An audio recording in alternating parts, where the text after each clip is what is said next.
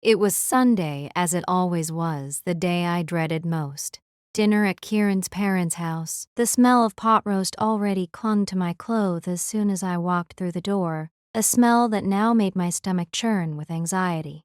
Then Alexa, my mother-in-law, made a comment about how tired I looked, insinuating I wasn't taking care of myself. And that's when I knew I couldn't do this anymore. I should have stood up for myself a long time ago. Hi, everyone. I'm Sarah, and for years I tried to be the perfect wife, the perfect daughter-in-law. I poured my heart and soul into my family, but somewhere along the way, I lost myself. I'm sharing my story in the hopes that it resonates with someone who might be going through something similar.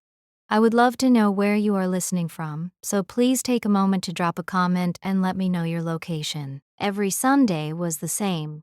We'd arrive at Alexa and David's house at 1 p.m. sharp. Alexa would greet us with a forced smile, and David would grunt some sort of acknowledgement. Our kids, 6-year-old Lily and 8-year-old Tom, would run off to play with their grandparents' ridiculously expensive toys, the ones they only brought out when we visited. The pot roast was always the centerpiece of the meal, accompanied by mashed potatoes, soggy green beans, and a heavy gravy that tasted suspiciously like it came from a jar. But the food wasn't the worst part. It was the constant stream of criticism, disguised as helpful advice, that chipped away at my soul each week. Sarah, are you sure you're getting enough sleep? Alexa would ask, her eyes scanning me from head to toe. You look a little run down. You know, Kieran needs his rest too. Or, those jeans are interesting, Sarah. Don't you think they're a little tight? You wouldn't want to give the wrong impression. It wasn't just Alexa. David would chime in with his own brand of subtle jabs. Kieran tells me the garden's not looking so good this year, Sarah. You should probably spend more time out there. And Kieran? He'd usually just sit there nodding along, occasionally adding his own little digs. Yeah, honey, the weeds are kind of taking over. I tried to brush it off to tell myself they were just trying to help, but the constant negativity was exhausting. It seeped into every aspect of my life, making me question my choices, my appearance, my abilities as a wife and mother. I felt like I was constantly walking on eggshells, trying to anticipate their next criticism and avoid setting them off. This particular Sunday was worse than usual. Alexa had started in on my parenting skills, questioning my decision to let Lily try out for the soccer team. Soccer? Isn't that a little rough for a girl, Sarah? Maybe she should try ballet. It's more refined. I bit my tongue, trying to maintain a semblance of composure. Lily really enjoys soccer, Alexa. It's good exercise and she's making friends. Well, I just think you should consider what's best for her future, Alexa said, her voice dripping with condescension. Then, David chimed in, she's right, Sarah. You don't want her growing up to be some kind of tomboy. Kieran chuckled. Yeah, maybe you should sign her up for cotillion. I felt my face flush with anger. I looked at my husband, pleading with him to say something, anything, to defend me, to defend our daughter. But he just shrugged and took another bite of pot roast. The silence was deafening. I stared at my plate, the food suddenly looking unappetizing. I felt a lump forming in my throat, and I knew I was close to tears. After dinner, as I was helping Alexa clear the table, she cornered me in the kitchen. Sarah, I just want what's best for this family. You need to understand that Kieran comes from a certain background. We have a reputation to uphold. And what does that have to do with Lily playing soccer? I asked, my voice trembling. It's about appearances, Sarah. People judge us based on how we present ourselves. You need to be more mindful of that. I'd had enough. I am mindful, Alexa. I'm mindful of how hard I work, how much I sacrifice for this family, but apparently that's not good enough for you. I turned and walked out of the kitchen, leaving Alexa standing there with a shocked expression on her face. I found Kieran in the living room, watching TV with his father. I'm ready to go, I said, my voice tight. Kieran looked up. surprised. But it's only 3 o'clock. We usually stay until 5. Not today, I said. I'm done. The drive home was silent. I could feel Kieran's eyes on me, but I refused to meet his gaze. I was seething with anger and resentment, and I knew that if I opened my mouth, I would say something I would regret. As soon as we got home, I went upstairs and locked myself in the bathroom.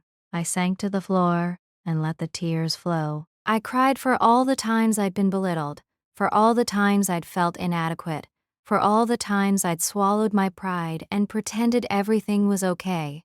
When I finally emerged from the bathroom, hours later, my eyes were swollen and my head was throbbing. Kieran was in the kitchen, making himself a sandwich. What was that all about? He asked, not even looking up from his task. What do you mean? I said, my voice flat. At my parents' house. You were acting weird.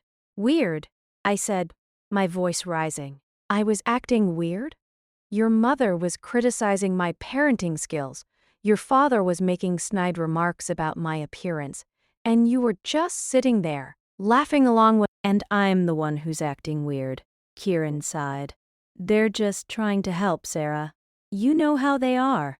No, Kieran, I don't know how they are. I don't know why you allow them to treat me like this. I'm your wife, the mother of your children. I deserve some respect. Don't be so dramatic, Sarah. It's not that big of a deal. Not a big deal, I said, my voice shaking with rage. This has been going on for years, Kieran. I'm tired of being the punching bag for your family. I'm tired of feeling like I'm never good enough. I turned and walked away, leaving Kieran standing in the kitchen, his sandwich halfway to his mouth. The next morning, I woke up with a newfound sense of determination. I was done being the doormat, the peacemaker, the default parent. I was going to start putting myself first. I started by refusing to do any housework. The dishes piled up in the sink, the laundry overflowed from the hamper, and the beds remained unmade. Kieran didn't seem to notice at first, but by the end of the day, he was starting to get annoyed.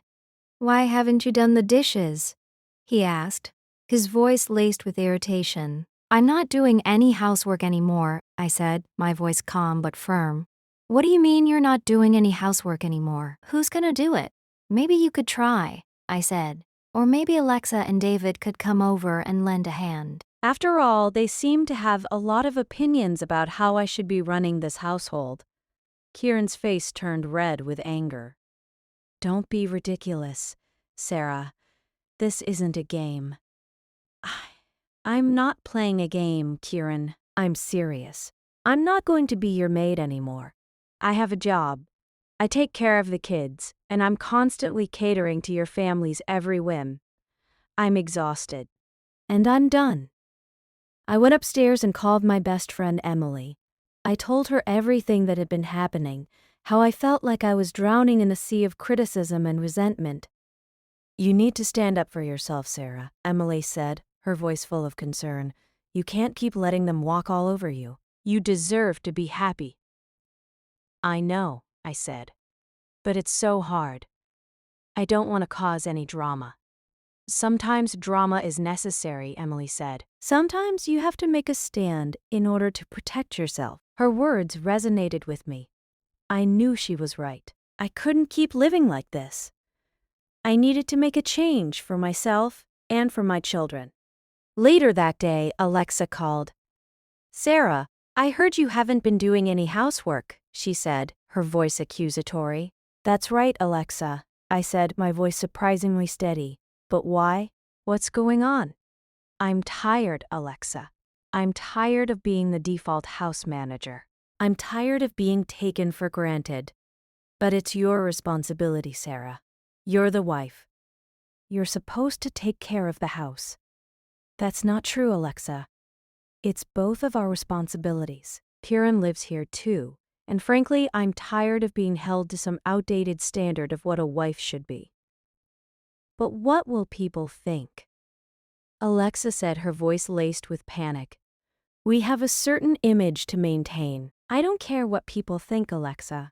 I care about my own well-being. And right now, my well-being is more important than maintaining your precious image. I hung up the phone, feeling a sense of relief wash over me. It was the first time I truly stood up to Alexa, and it felt good. The next few days were tense. Kieran was clearly unhappy with my refusal to do housework, and he made sure to let me know it. He'd leave his dirty clothes on the floor, leave empty dishes on the counter, and make snide remarks about how the house was a mess. I decided to start documenting everything I did, every task I performed, every errand I ran.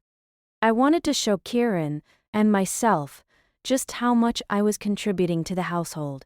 The list was long and exhausting. I wrote down everything from cooking meals and doing laundry to driving the kids to school and soccer practice. I included things like grocery shopping, paying bills, scheduling appointments, and cleaning the bathrooms. When I was finished, I showed the list to Kieran. He glanced at it, unimpressed. "So what?" he said. "This is just what wives do." "No, Kieran, this is what I do," I said, my voice trembling with anger. "And you do nothing. You come home from work, sit on the couch, and expect me to take care of everything. You don't lift a finger to help with the kids, you don't do any housework, and you certainly don't appreciate anything I do." "That's not true," he said, his voice defensive. "I work hard. I provide for this family." "And I don't," I said, my voice rising. "I have a job too, Kieran. And I'm the one who's juggling everything else. I'm the one who's making sure the kids are fed, clothed, and taken care of. I'm the one who's keeping this family afloat. And I'm tired of it." "You're being unreasonable, Sarah," he said, his voice cold. "You're acting like I'm some kind of monster." "I'm not saying you're a monster, Kieran. I'm saying you're not pulling your weight, and I'm not going to let you get away with it anymore." The argument escalated, and soon we were both yelling. The kids came running into the room, their faces filled with fear. "Stop it!" Lily screamed, bursting into tears. "Stop fighting." I looked at my children, their little faces etched with worry, and I felt a pang of guilt. I didn't want them to see us like this. I didn't want them to grow up thinking that this was what a marriage was supposed to be like. "I'm leaving," I said, my voice barely a whisper. "What?" Kieran said, his face filled with confusion. "Where are you going?" "I'm taking the kids to my mother's house," I said. "I need some time to think." I packed a bag for myself and the kids, and we left. As I drove away, I looked back at our house, the place where I had spent the last 10 years of my life. It suddenly felt like a prison, a place where I had been slowly suffocating. My mother welcomed us with open arms. She could see the pain in my eyes, and she didn't ask any questions. She just held me close and told me everything was going to be okay. The next few days were a blur. I spent most of my time with the kids, trying to distract them from the fact that their parents were fighting. I read them stories, took them to the park, and made their favorite meals. I tried to create a sense of normalcy in the midst of chaos. Kieran called and texted constantly, begging me to come home. He promised he would change, that he would start helping out more around the house. But I didn't believe him. I'd heard those promises before, and they were always empty. Alexa and David also called, trying to guilt me into returning. They accused me of being selfish, of ruining their son's life, of neglecting my responsibilities as a wife and mother. I ignored their calls, refusing to engage in their toxic behavior. Kieran even tried to get my father involved. He called him, complaining about my behavior and asking him to convince me to come home. But my father, to my surprise, took my side. "Sarah is a strong woman," he said to Kieran. "She wouldn't leave unless she had a good reason. You need to listen to her, Kieran. You need to understand what you've done wrong." My father's support meant the world to me. It gave me the strength to keep going, to keep standing up for myself. While I was at my mother's, I made a list of everything I wanted and needed in my life. I wanted a partner who respected me, who valued my contributions, who supported my dreams. I wanted a home where I felt safe, loved, and appreciated. I wanted a life that was fulfilling, meaningful, and joyful. I knew that I couldn't have those things with Kieran. He was too set in his ways, too influenced by his parents, too unwilling to change. I realized that the only way to achieve the life I wanted was to leave him. It was a difficult decision, the hardest decision of my life. But I knew it was the right one, for myself and for my children. When Kieran finally came to see me, I was ready. I told him that I was done, that I couldn't be married to him anymore. I told him that I needed to move on, to create a better life for myself and for our children. He was devastated.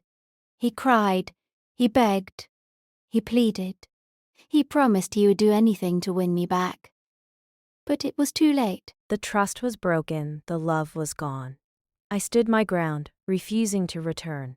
I told him that I would always be there for our children, that I would always co-parent with him, but that I couldn't be his wife anymore. Kieran eventually accepted my decision, though. It was clear that he didn't understand it. He couldn't comprehend why I would choose to leave him, to leave our comfortable life, to leave our family. But I knew that I wasn't leaving my family. I was creating a new one, a family where I was respected, valued, and loved. A family where my children could grow up feeling safe, happy, and secure. The divorce was long and painful, but I got through it. I focused on my children, on my job, and on my own well-being. I started exercising, eating healthy, and spending time with friends. I rediscovered my passions and pursued my dreams. It wasn't easy. There were days when I felt overwhelmed, exhausted, and alone. But I kept going, one step at a time. I knew that I was building a better future for myself and for my children. Eventually, I found happiness again. I met someone new, someone who loved me for who I was, someone who supported my dreams, someone who made me feel safe and cherished. We built a beautiful life together, filled with love, laughter, and joy. My children thrived in their new environment, surrounded by people who loved and supported them. I never regretted my decision to leave Kieran. It was the hardest thing I've ever done, but it was also the best thing I've ever done. It allowed me to break free from a toxic situation, to reclaim my life, and to create a better future for myself and for my children. Alexa and David never apologized for their behavior, but I didn't need them to. I knew that I had done the right thing, that I had stood up for myself and for my children, and that was all that mattered. My life is not perfect. There are still challenges, still moments of doubt and insecurity. But I'm stronger now, more resilient, more confident. I know that I can handle anything that comes my way, and that's because I finally learned to put myself first. I learned to value my own worth, to respect my own needs, and to stand up for my own happiness. My mother-in-law's constant criticism ruined my marriage. I finally said enough. Sometimes, the hardest decisions lead to the most beautiful outcomes. And if you enjoyed this story, please subscribe to the channel for more such stories.